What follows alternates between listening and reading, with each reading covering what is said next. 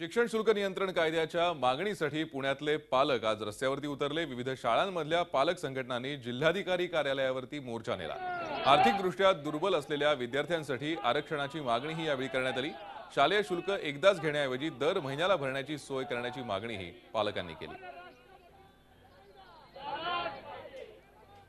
पालकांनी आज पुन्हा एकदा रस्त्यावरती उतरून निषेध व्यक्त केला।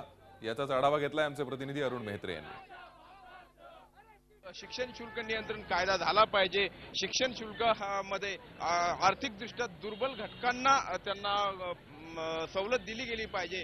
त्यानंतर ते पुन्हा शिक्षण उपसंचालक कार्यालयासमोर ठिय्या आंदोलन देखील करणार आहेत। एकूणच या आंदोलनाविषयी आपण जाणून घेऊयात। आपल्यासोबत पुण्यातले लोकप्रतिनिधी नगरसेवक आहेत। विनोद, तुम्ही सांगा, या ठिकाणी पालकांच्या सोबत तुम्ही आहात, तुम्ही कशा पद्धतीने पाठपुरावा विषयात करता?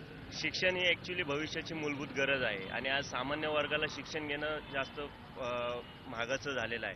कारण प्रत्येक शाळेमध्ये आपापल्या मनाचाच कारभार चालू आहे आणि हा कायदा जर लागू झाला नाही तर सामान्य वर्गाच्या विद्यार्थ्यांना शिक्षण घेणं महागाचं जाईल। त्यामुळं ज्या काही पद्धतीने इथं सहयोग करता येईल आणि सहकार्य करता येईल त्या पद्धतीने आम्ही सहकार्य करू। शिक्षक संघाविषयीच्या देखील तुमच्या काही मागण्या आहेत, काय नेमकी ती मागणी? डेप्युटी डायरेक्टर पुण्याचे जे आहेत त्यांच्याकडे आम्ही ही मागणी सतत लागून धरली की पीटीए ज्या शाळेत नाहीये त्या शाळांवर तुम्ही मान्यता रद्द करण्याची कारवाई करा। जोपर्यंत ते पीटीएचा नियम लागू करत नाही आणि पीटीएला डावलून ज्या शाळा फी वाढ करतात त्या शाळांची फी वाढ रद्द केली पाहिजे। आता या आंदोलनाचं स्वरूप पुढे काय असणार आहे जर तुमच्या मागण्या मान्य नाही झाल्या?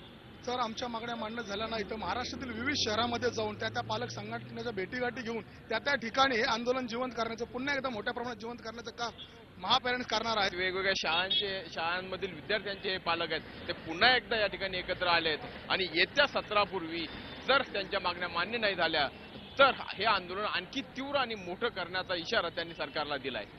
व्हिडिओ जर्नलिस्ट विकी कांबळेसह अरुण मेहत्रे, झी 24 तास, पुणे। झी 24 तास, एक पाऊल पुढे।